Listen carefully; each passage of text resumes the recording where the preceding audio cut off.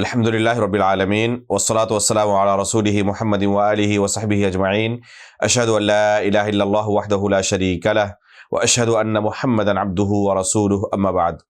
معزز ناظرین، آج کے درس میں آپ کے سامنے ایک اہم مسئلہ روزے کے تعلق سے بیان کرنا ہے۔ وہ مسئلہ ہے کہ روزہ کن لوگوں پر فرض ہے۔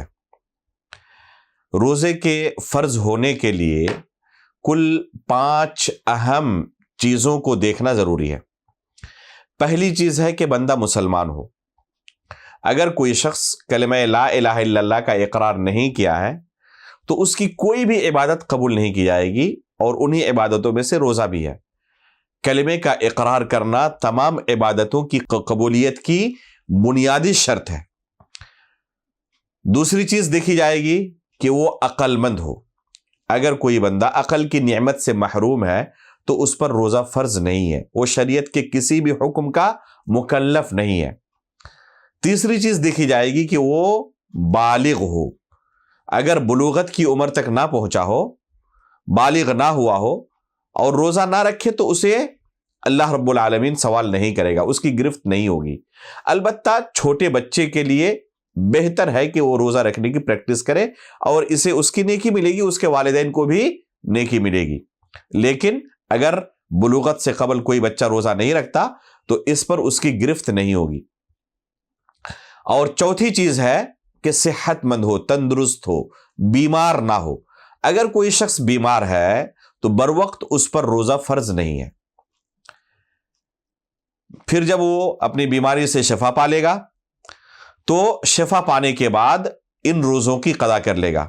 اللہ رب العالمین کا ارشاد ہے فَمَنْ كَانَ مِنْكُمْ مَرِيضًا أَوْ عَلَى سَفَرٍ فَعِدَّةٌ مِّنْ أَيَّامٍ أُخَرَ، کہ اگر کوئی شخص مریض ہو، بیمار ہو یا سفر کی حالت میں ہو تو دوسرے ایام میں ان روزوں کی قضا کر لے۔ تو چوتھی چیز یہ ہے کہ وہ صحت مند ہو، تندرست ہو، بیمار نہ ہو۔ اگر بیمار ہے تو بروقت اس پر روزہ فرض نہیں ہے، بعد میں وہ تندرست ہونے کے بعد، صحت ملنے کے بعد اپنے روزوں کی قضا کر لے گا۔ اور پانچویں چیز ہے کہ وہ مقیم ہو، سفر کی حالت میں نہ ہو۔ اگر سفر کی حالت میں ہو تو اس کے لیے رخصت ہے روزہ چھوڑنے کی، بعد میں جب وہ سفر سے لوٹ آئے گا تو اپنے روزوں کی قضا کر لے گا۔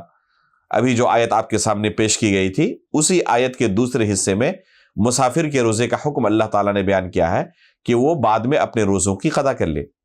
تو یہ 5 اہم چیزیں ہیں۔ پہلی چیز کہ مسلمان ہو، دوسری کہ عقل مند ہو، اور تیسری چیز کہ بلوغت کی عمر کو پہنچ چکا ہو۔ ایک سوال پیدا ہوتا ہے کہ کب پتہ چلے گا کہ یہ بچہ اب بالغ ہو چکا ہے یا بچی بالغ ہو چکی ہے؟ تو اس کی 3 علامتیں ہیں۔ پہلی علامت یہ ہے کہ احتلام کا آنا شروع ہو چکا ہو۔ دوسری علامت یہ ہے کہ ناف کے نیچے کے بال اگ آئے ہوں، اور تیسری علامت یہ ہے کہ 15 سال کی عمر کو پہنچ چکا ہو۔ ان 3 علامتوں میں سے کوئی ایک علامت بھی اگر ظاہر ہو جائے تو اس بچے کو بالغ مانا جائے گا۔ اور بچیوں کے تعلق سے ایک چوتھی علامت یہ ہے کہ حیض کا خون آنا شروع ہو چکا ہو۔ تو ان 4 علامتوں میں سے کوئی ایک علامت ظاہر ہو جائے تو بچی کو بالغ مانا جائے گا اور اس پر روزہ اب فرض ہو جائے گا۔ جہاں تک صحت اور تندرستی کی بات ہے تو اگر کوئی شخص مریض ہو تو اس کی متعدد صورتیں ہو سکتی ہیں، اور ہر صورت کا حکم الگ ہے۔ البتہ اجمالی طور پر ہمیں یہ سمجھنا ہے کہ اللہ رب العالمین نے صحت اور تندرست شخص پر روزے کو فرض قرار دیا ہے، مریض پر روزے کو اللہ نے فرض قرار نہیں دیا ہے۔ اسی طرح سفر کی حالت میں روزے سے رخصت ہے، لیکن کس طرح کے سفر کے میں روزے کی رخصت ہے، اور سفر کی حالت میں روزہ چھوڑنا زیادہ بہتر ہے یا روزہ رکھنا بہتر ہے، تو یہ تفصیلات انشاءاللہ اگلے دروس میں ہم آپ کے سامنے رکھنے والے ہیں۔